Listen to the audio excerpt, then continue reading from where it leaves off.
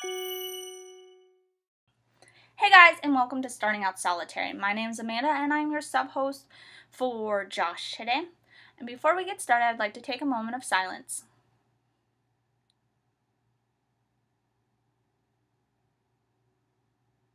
Okay, so this week we are talking about elements, and as Tara said before, this is a very broad topic, but one I feel like should be like a foundation for our practice and stuff, since elements touch our practice every single day in every single way. It's in our herbs, it is in our divination, it's in our Wheel of the Year cycle, it's in our planets, it's in our zodiacs, it's in a lot of things, and it's everywhere. And this is something I feel that we should be should start a relationship with, or get to know and have a personal relationship, whether we just do it for a year and forget about it, or we pick it up every single year. I personally pick it up every single year. This is roughly my second year, my second year in the practice, even though I've been studying for like 4 or 5 years, but I've actively been practicing for the last 2, I would say. And the first year, I'm going to say, I only saw the elements as physical. I didn't see a big reason for the elements. I didn't really see the need to connect to it. And this year, I'm like, oh, I gotta work on that. I gotta get in tune to it, because it'll make my practice so much better, and it'll make more sense, I think. Especially feeling it, I'm going to move you real quick. Okay. Feeling the energies and attuning to them and tapping into them and using it like it needs to be used. So I pulled out this year's portion of my Book of Shadows, because I do it in years and I want to see my reflection on how I take topics and stuff. So I've already done this because Lammas is about the time of year, Mabon is about the time of year that I pick up stuff, and I was like, ta-da! Anyways, so I'm pretty much going to read a little bit of the correspondences, because I don't want to run that into the ground too much, but if you don't know, there's it for you. And then how I feel about the elements now. And I'll probably talk a little bit after I go through it and stuff like that. But before I actually read this, I want to say, with this year that I've been learning the elements, I've started with my element, because that was the one I attuned to the easiest. And in doing so, I found out that I have 2 elements. Not only my birth-given element, which is fire for Sagittarius, I also have water. Water is also another one that I'm very connected to, and that is my second one. I did not read that anywhere. That's just how I feel. But today I did look through my book of correspondences, and it did say that Sagittarius was a fire-water connection. So I thought that was very weird. So, but I feel really close to water. I say that because I was a big swimmer. I love to fish. I love being in the water. I love sitting in the shower, especially on really, really crap days, and just feeling the water's embrace, that cleansing, that purification, that like washing the negativity off, washing the day off. I remember when I was growing up, my mom's like, hold on, you guys, I have to go wash this day off, because like if she was having a bad day, she wouldn't even talk to us. She'd just go take a shower or a bath or whatever, and then she'd come out and she'd be all hunky-dory. So with that said, I feel like each one of us, if we're going to start, because I never had a formal class where like the Season of the Seekers or a teacher teach me these elements. So this is pretty much how I've learned and how I've gotten to this point in time. So on it, I feel like with the elements, if you're going to start with them, start with your elemental birth sign, or your birth element that you were born, or the sign you were born into, that element, because that one can't guarantee it, but should be the one you connect to the most, or feel the most, or feel present the most. I always knew I was fire. Before I learned about zodiacs, before I learned about any of this stuff, I already knew I was fire. That was something I connected to the most. I also knew about water, but I was like, okay, whatever, until just recently with this last year of learning about them. So That is where I sit right now. Personally, that's how I feel about the elements, that we're connected to two, and those ones are the easiest ones to align to and connect to make your practice a little easier. On top of that, I also feel like when learning the elements, you have polar opposites, and my polar opposite would be earth. I struggled and struggled with getting in tune to earth because that is fire's polar opposite. And you're like, no, but water should be. Well, if you think about it, fire is like a spirit. It's like the soul. It dances, it likes to play. It's not grounded whatsoever. Earth is very grounding.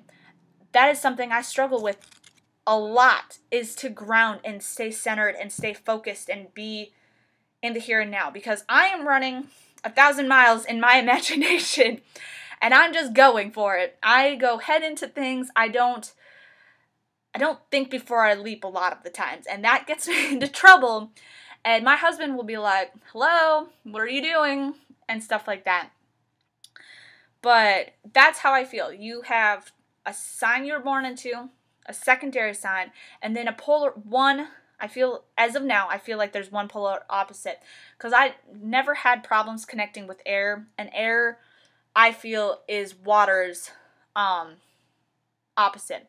Also, if you watch the Nickelodeon's Avatar: The Last Airbender, water is air's polar opposite in that way. But I did not, I just actually made that correlation, so that's how that went.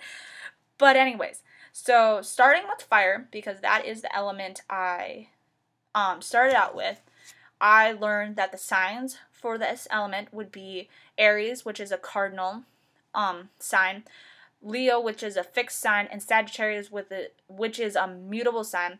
Those are astrology terminologies on the signs, and I'll probably do a video on that on my channel, so we're not going to get into it. Planets that are associated to fire would be Mars, Sun, and Jupiter. The direction is south, the color is red, the season is summer, and the time of day would be noon. Examples of this to me are volcanoes, Earth's core, the sun, lava, fireplaces, wildfires, bonfires, and lightning. I understand lightning is electricity, but it has the potential to create fire, like when it strikes a tree. Fire happens. It's the energy that it is that I feel like it's fire. Also, before I get into the next section of this, I also want to point out that each element, not all of the elements have I seen the darker side and the lighter. I know, like, we all see, like, fire is purifying and stuff, but it also has a very harsh and dark side to it, which I'm starting to learn more. So I see that in my anger. I see that in fights I have with people, or how I deal with things throughout the day. I see the, I want to say, negative portion of the element. So that's also something I'm learning. With fire, it's destructive, it's harsh, it's like when a person gets angry or mad, which I have already stated. It's that overwhelming sensation that you cannot control. It's that you pretty much feel like you lit up like a volcano and you're exploding, and like you have to pretty much go through the whole anger thing before you can come back down and like ground yourself and be there. With that, with fire being so explosive and just all over the place, if you can harness the energy and you can gather it all, it is really warm and it's very inviting. It's like a breath of life almost. It's that spark of intuition. It's that flame. It's purifying and energetic. It's strong yet overwhelming. It's your sexual drive, it's your sexual passion, and it's love in the sense of security. How I have connected, or how I see that you could connect to fire, would be by throwing a bonfire party, visiting a volcano if there's one near you, so if like you're in Hawaii or something, lighting candles and watching the flame, observing the sunrise and sunset, observe the sun at high noon, bake foods, sit by the fireplace, just observe and feel the warmth, like your heart beating and feeling your blood flow through your body. That, I feel like, is fire. Like, also, let's see, the warmth of your, like, when you wake up in the morning and you're all tucked in tight and you're all that, like, warm, cozy feeling, that's what I feel associates to fire. It's feeling that loving hug.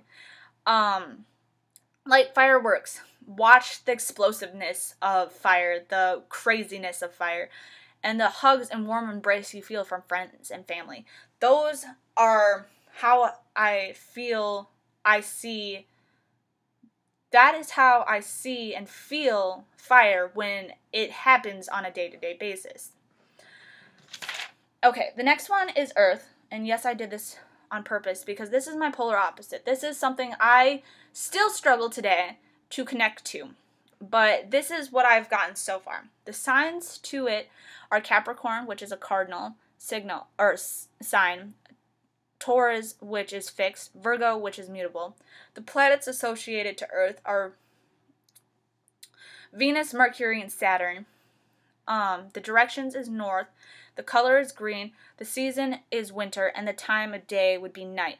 Examples of Earth, which there's a plethora of them, would be ground, rocks, mountains, caves, forests, valleys, prairies, farms, gardens, lakeside, or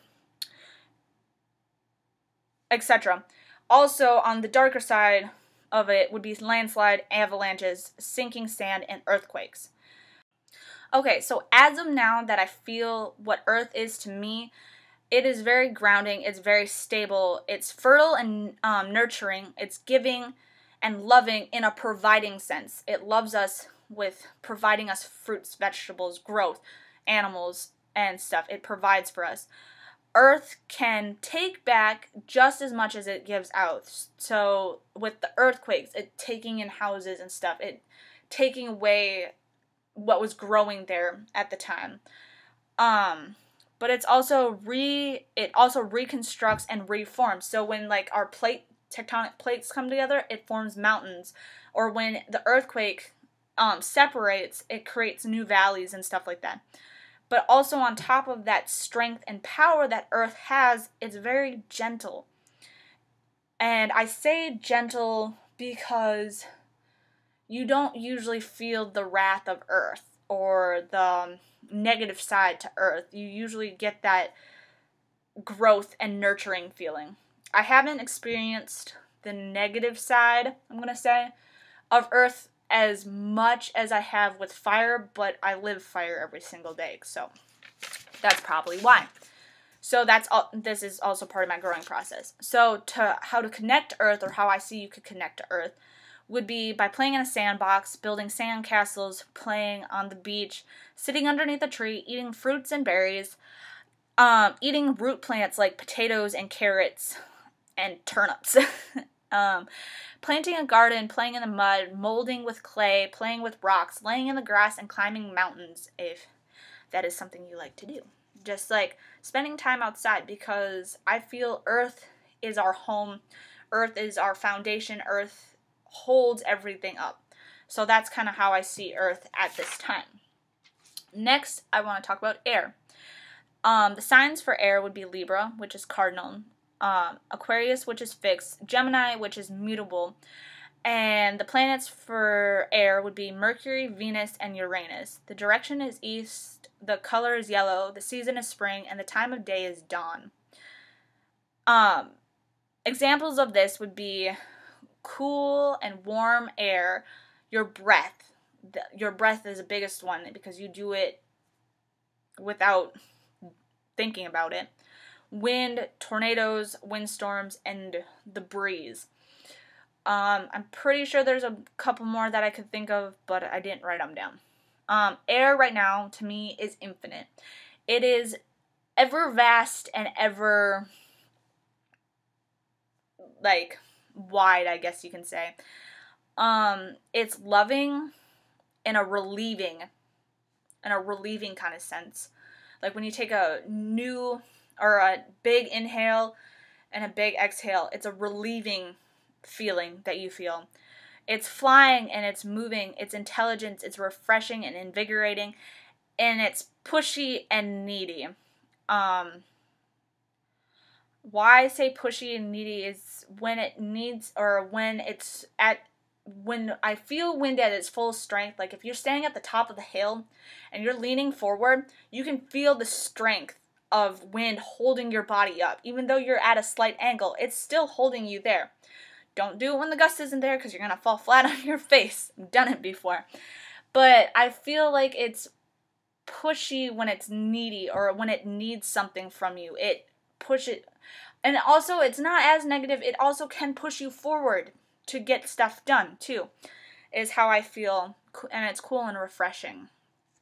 Is also this isn't, I don't have too much for it because this is also a sign that it's not like hard to connect to. It's just I haven't really taken the time to connect to air since it's usually one of the last things I do. Okay, so connecting to air would be getting up and standing up in on the cool morning breeze.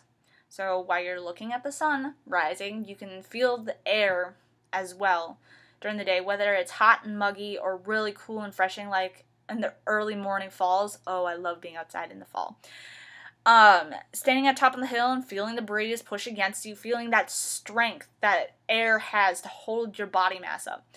Watching the leaves dance in the dance, and then your breath, feeling the in out, feeling it fill your lungs up, and then pushing out the negativity, or how I say exhaling. So feeling that breath of life and exhaling your energies that aren't doing you well, or your negative energies, or however you want to go about that. So that's how I see the element of air right now. Water, the signs for it are Cancer, which is a cardinal, Scorpio, which is fixed, and Pisces, which is mutable. The planets to this are the Moon, Pluto, and Neptune.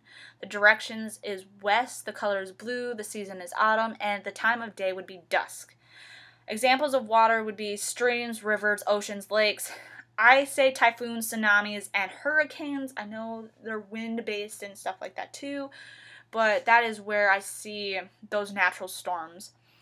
Water is ever flowing. It's forever forgiving too. It's healing, it's soothing, it's loving in the sense of acceptance. It washes things away, it removes negativity. It's a nice embrace. It's a calming, loving, peaceful embrace. Especially if you like sit in the shower, that's the best way I can explain it. And you like meditate in the shower or in a bath, just feeling the water flow over you, or standing in the river. That's the best way you can explain it too, is standing in the river and feeling the river. It's also it can be very forceful and forward. And I say that also when it's storming out and you're in a river. If you've ever been in a river, the river moves really ridiculously fast.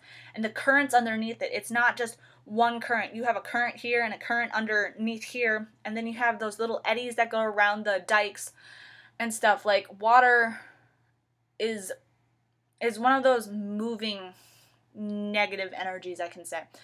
It's very strong. And with rivers too, like rivers cut into the banks, cut into the earth, and it reshapes, reforms its roots and paths. And sometimes it's human made, sometimes it's massive water. It floods, but most of all, water is very calm.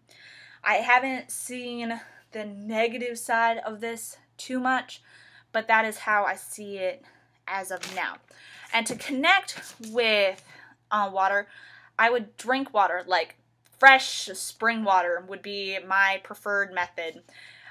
Putting stones inside of water, not only does that connect you to earth, putting like your crystals and stuff, but you're also, because you're getting the energies from the crystals, but it helps the water, like energies rejuvenate and vibrate higher, I feel. That's how I feel about it. Sitting in a bath, taking a shower, going swimming, walking on the shoreline, wading in the water, standing in the rain, going canoeing. Like, those are ways that I would feel like you would connect to the rain. Like, I love watching the rain fall. I love hearing the sound. I love hearing, like, when it rains, I feel like the earth is being cleansed. And yes, I did get this idea mostly from my grandma when I was younger, because I was terrified of thunderstorms. And she used to say, no, sweetheart, it's just the earth cleaning itself, cleaning it all of the negative energies that have been piled on top of it, all the toxic waste that we put on top of it. This is earth cleansing itself. That is how she explained it to me. That's how I've always seen water. And it's very fitting, I find. Okay, so those are the 4 elements. I'm not going to talk about spirit because I haven't done work with it and I don't just want to ramble on about something I don't really know about. So that is where I sit with the elements. That's how I feel about the elements. If you have comments or questions, or I did not explain any of this enough, just leave a comment and I can do more on my personal channel. But until next time, you guys, blessed be.